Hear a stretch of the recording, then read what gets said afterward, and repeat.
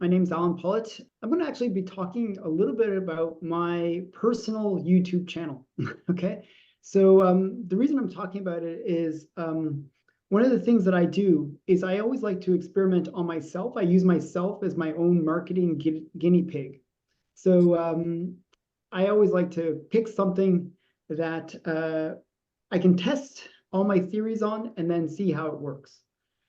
So just a quick brief about my personal thing is, and this is something that I recommend for all of you, is first thing that you want to do, if you're going to build a YouTube channel, be interested in that topic. I see so many people, they say, oh, I think this would be a good topic. This is where a lot of people are searching. This is where a lot of activity is happening, but they're really not 100%. They're not a professional about it. They don't know anything about that topic. They're going into it a bit blind. So whenever you choose, if you want to be successful with YouTube, have a passion for whatever that is. Just that's basic. Okay. I have I work really long days, and I balance out my long working days with, you got to balance work with pleasure, right? So my balance is with comic books. I'm a big geeky guy. I like comic books. I really get into comic books, and it's my guilty pleasure. So so I have a lot of knowledge around that, and I figured that's the best place to create a YouTube channel. So I'm going to show you my YouTube channel right here. It is Comic Collector Geek. I have about 4,000 subscribers, which for the niche is actually considered one of the top channels. It sounds really small. We always think of YouTube channels as having millions of subscribers and stuff. Well, in the comic book space, it is very small. I'm actually one of the top channels within the comic book space. It's just a small niche. You can pick better niches with whatever hobby it is or whatever business that you want to promote. But you want to make sure that it's something that, as I said, you're passionate about. What I'm going to show you is how did I get to being one of the most recognized people within the comic book space. What I've noticed, and this applies to every single niche across YouTube, every single niche, even the ones where they are like literally the biggest channels on YouTube. The funny thing is the community that is within that space is actually quite small. We're talking maybe 100 channels within any vertical. So you could say real estate, you could say politics, you could say whatever it is. Generally, the number of people that are like the community of people in that space is relatively small. And that's a good thing because generally what you can do is become part of that community. Okay. And ways that you do that. One thing is being consistent. So when you produce content, for example, with my channel, I produce content on a daily basis. And what that does is people now they know that I'm going to be producing content. I'm not here that I'm not going to be a fly-by-night person. I'm committed to the space. And that's really, really important because what it does is it establishes you as a community member.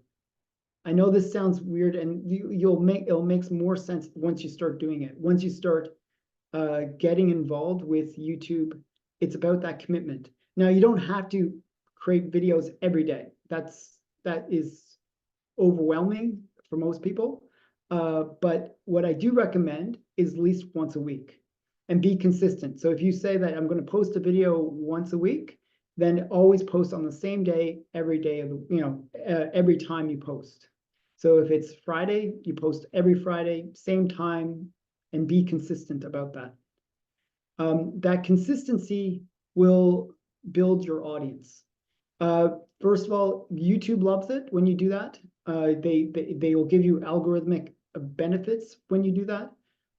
Your viewers, it's sort of like back in the old day when we had television, old concept, we would have like the TV guide and people would know, oh, this show is going to be on at this time. and people would they would tune in at that time because they knew that there was a show going to be airing at that time. Well, the same thing actually happens with YouTube.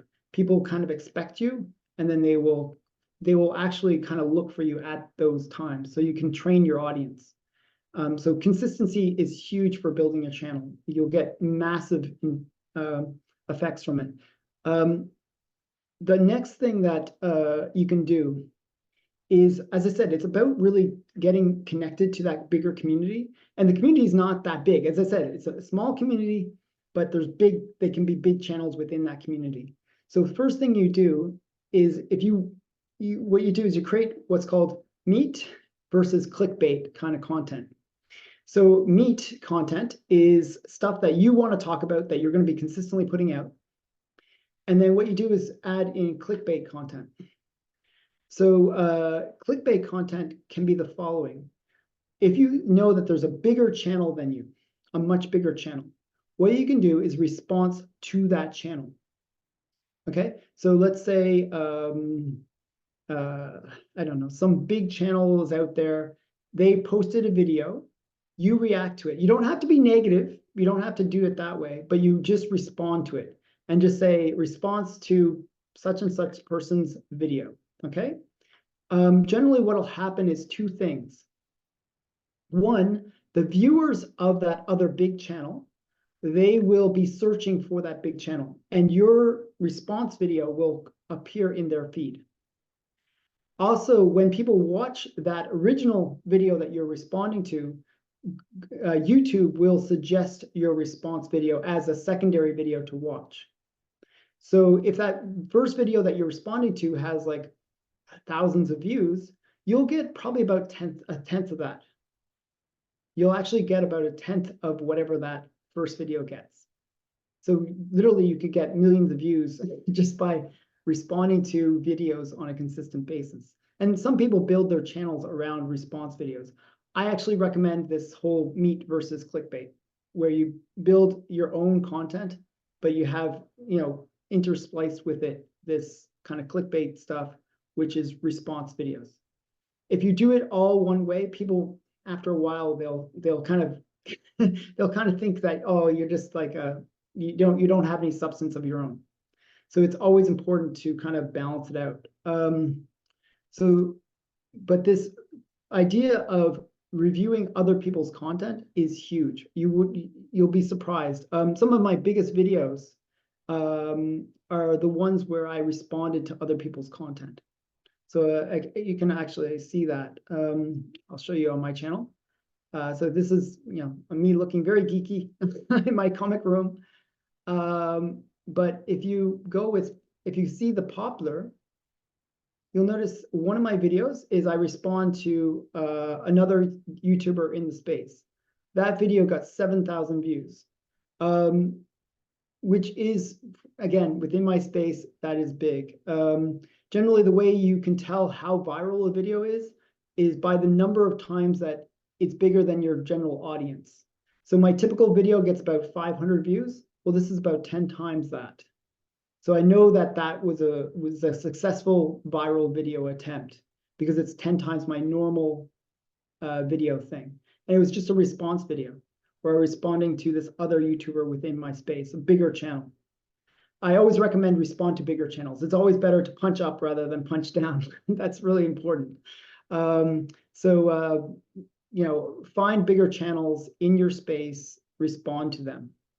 And if you respond nicely, this is a cool thing. So a lot of the time people try to do these very negative response videos.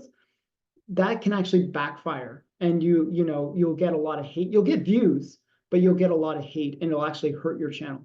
I actually recommend responding in a positive way. And what happens sometimes is this other channel that I responded to, he actually did a response video to my response video. And now what's happened, and so what happens is I get, that other channel is now promoting me because they liked my response. So that's the benefit. So this is a really powerful trick that you can use, and it does work. What you can also do is when you're choosing what video to respond to, go to that other channel. So like I go to their channel. In the case of my one, I went to Sticky Goose as some other channel guy. And I look at their videos and I look, what are their most popular videos?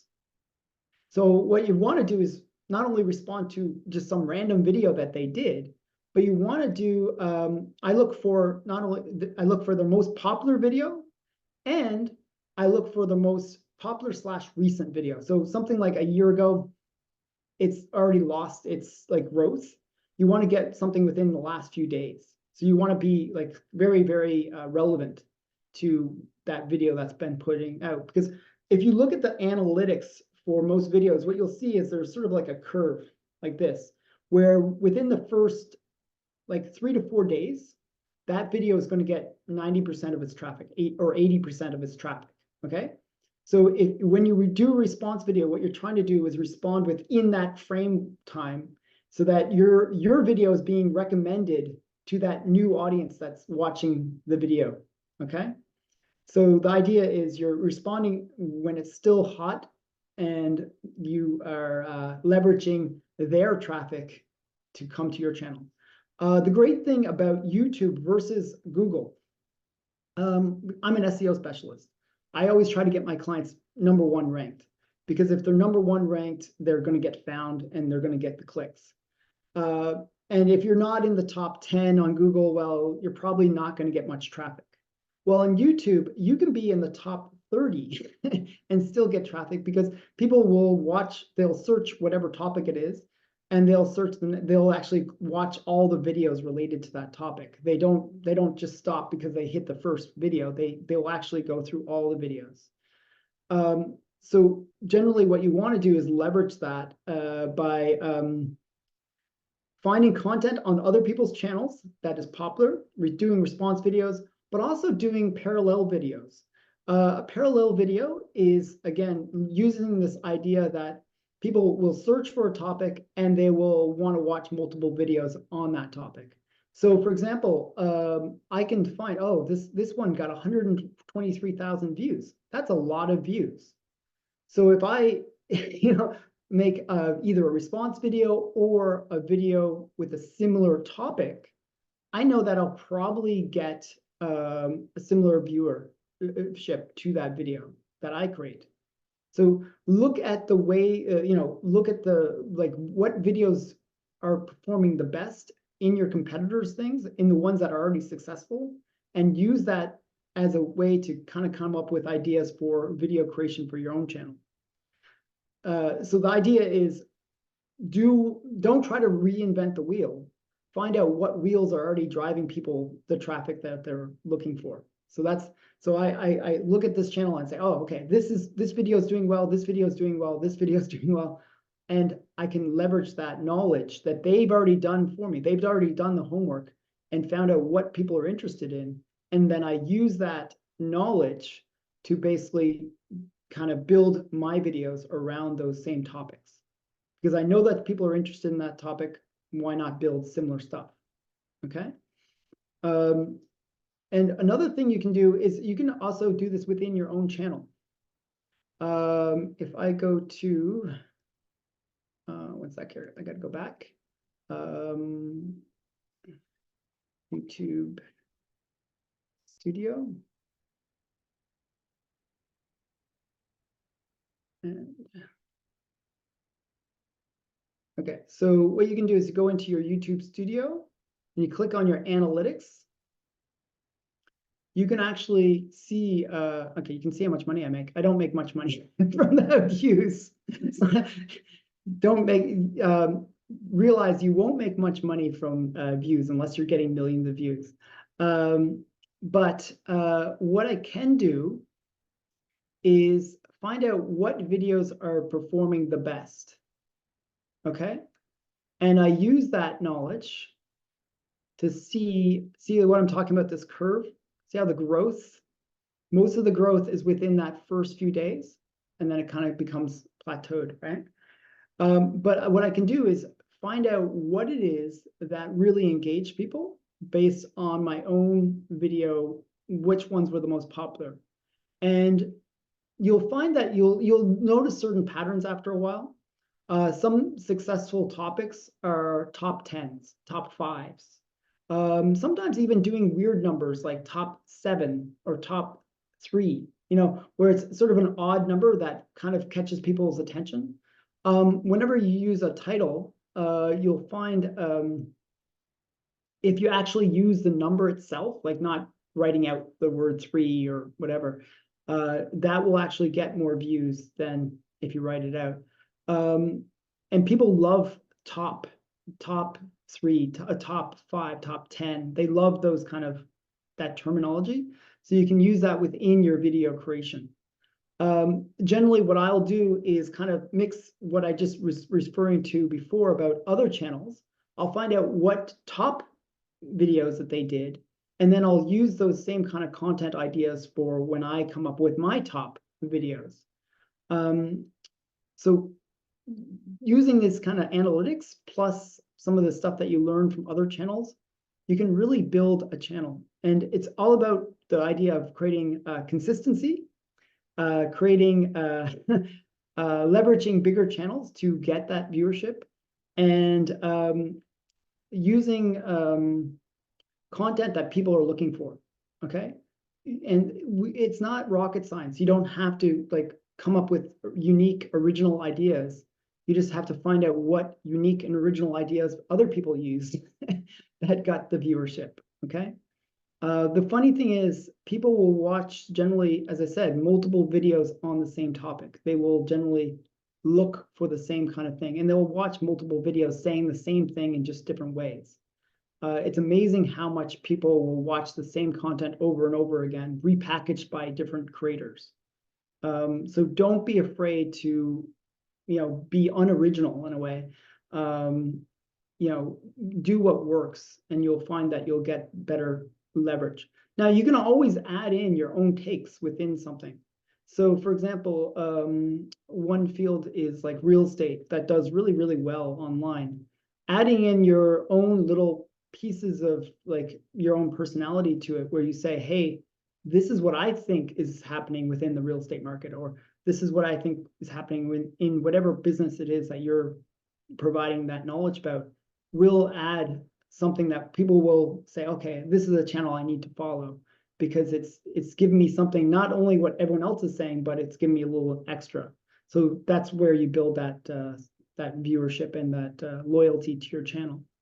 And that's what I try to do with my thing. So I am rinsing and repeating what other people are doing, but I'm also adding in my own little flair and flavor to it.